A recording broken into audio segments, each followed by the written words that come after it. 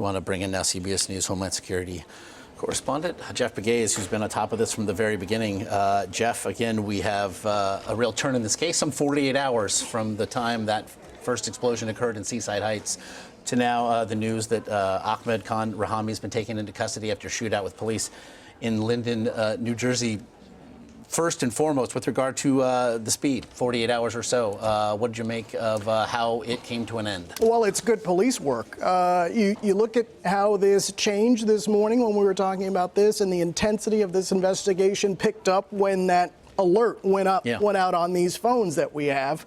And so after that, after the word got out, there was this effort on the part of law enforcement to involve the public. How can they help us, this is law enforcement, see something, say something? You know, that is the phrase that we hear so much here in New York City. As Mike Baker, who just joined us, said, the force multiplier of public involvement. Yeah, you know, I think any investigator will tell you that is the type of assistance that is priceless. And so that's what helps in a case like this, to get someone who investigators see as dangerous off the streets as soon as possible. And what we're hearing from police officials in New Jersey, in Linden, where he was taken into custody, is that he was sleeping in front of a business, which suggests that he was feeling the heat.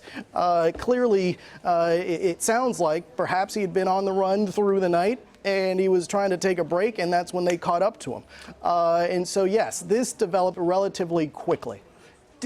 Sleeping, however, in front of a business, and now I know we're parsing some minute details, but sleeping in front of a business, perhaps he collapses due to exhaustion from being on the run. It would seem, however, that he did not take a great deal of care in finding a place that was more hidden, away from the eyes of a public that had been again, force multiplied by authorities. Yeah, I don't know why I'm thinking this way, but as a sports, someone who appreciates sporting events, you will know this. There's a boxer, and I can't remember who said it. You know, every plan is great until you get popped in the mouth. Yeah. Right? Who was that? Maybe Mike Tyson, I don't know.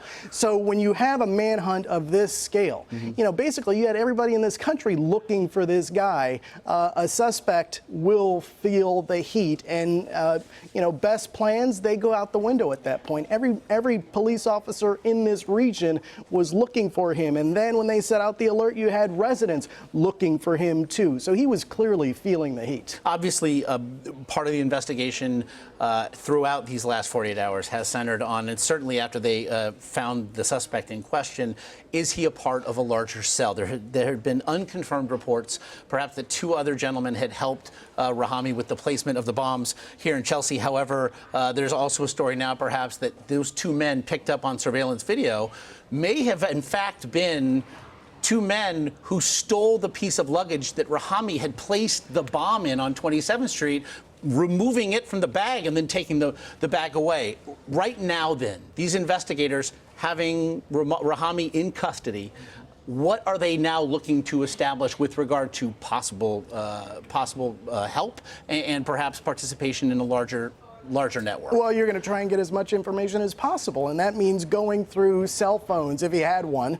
I don't know if he had one, but going through a cell phone, going through computers, trying to figure out who he was in contact with. We live in this world where so much of what we do is connected, whether it's through social media, but these cell phones for investigators are an endless reservoir of clues. And so not only will they go through the digital evidence and try to exploit that as much as possible if it is out there connected to him, but they're also going to try and get as much from him as possible. And we also had in this situation, if the explosion in Seaside Heights, the bombs both detonated and undetonated in Elizabeth, and again these Chelsea incidents are all connected. We have the before and after of Rahami's work. What stories would both sets, the detonated and the undetonated devices, tell? Well, it speaks to perhaps what he knew about bomb making.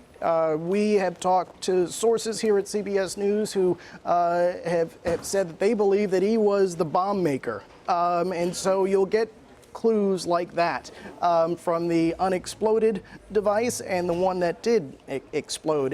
In an investigation like this, it's the little pieces sometimes that means so much to an investigation. And then you put all of that together, and that's what leads you to a picture of the suspect that you're looking for. And that certainly happened in this case. They put all of those pieces together with the help of the FBI, ATF, all federal resources, and the power really of the NYPD, 35,000 strong and investigators, some of the best in the world. So they put all those pieces together, and that's where we are right now. Presumably the CIA was also involved. Whatever journalistic coincidence it might have been, I know you recently spent some time with CIA Director John Brennan. Specific to this, then, the idea of attacks such as this within the United States, the difficulties in determining self-radicalization, the greater, broader connections. What did he share with you with regard to these sorts of attacks and the level of concern at the agency with regard to stopping them? Well, I think he is optimistic in this way, that U.S. government feels like it has been able to degrade the core of ISIS. That is the leadership. They've been going after the leadership. Now, and this is what he told me, the tentacles need to decay. And what he meant by that is the sympathizers and the operatives, ISIS operatives and sympathizers, they may be out there. And so it's a matter of time before they go away too. But in the short term, there will be this pain of perhaps increased attacks. So this is what he told us in this extensive interview that we had with him over a 24-hour period. But they feel like they have made progress against ISIS. But the challenge, not only for the intelligence community, but also for law enforcement across this country, is trying to control that ISIS social media message that is just bombarding people, encouraging people to carry out attacks. And so that has been the challenge for the FBI, certainly, as it tries to keep track of people.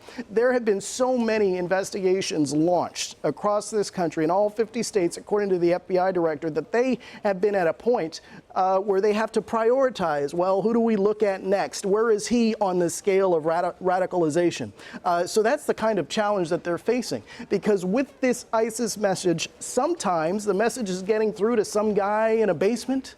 Maybe he doesn't come out much, and he's certainly not on the radar of law enforcement. So that is the kind of challenge that they're facing. We also saw, very simply, the role that surveillance video can play in helping to crack a case such as this. It will now inspire, certainly in the days to come, increased calls for increased use, not just of the technology, but strictly the number of cameras, turning this perhaps into an increasingly surveilled state.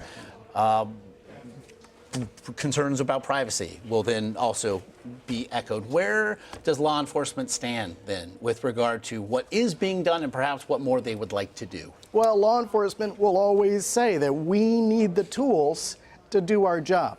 I think everyone acknowledges this debate in this country about privacy versus security, but law enforcement will tell you we need the tools to do our job, because you can't come back Monday morning quarterback us and say, well, why didn't you know this? Well, we need the tools to do our job. And so, yeah, you're right. This is a debate that will continue. I don't see how a debate like this ever ends, because there will always be some new frontier. Right? So it is an important debate to have, obviously, in this country, but I don't know how you resolve it. It'll one that will continue. Again, Jeff Pegues on top of this all morning long. I know you'll be on top of it all afternoon and evening long as well. As always, we appreciate the insights here.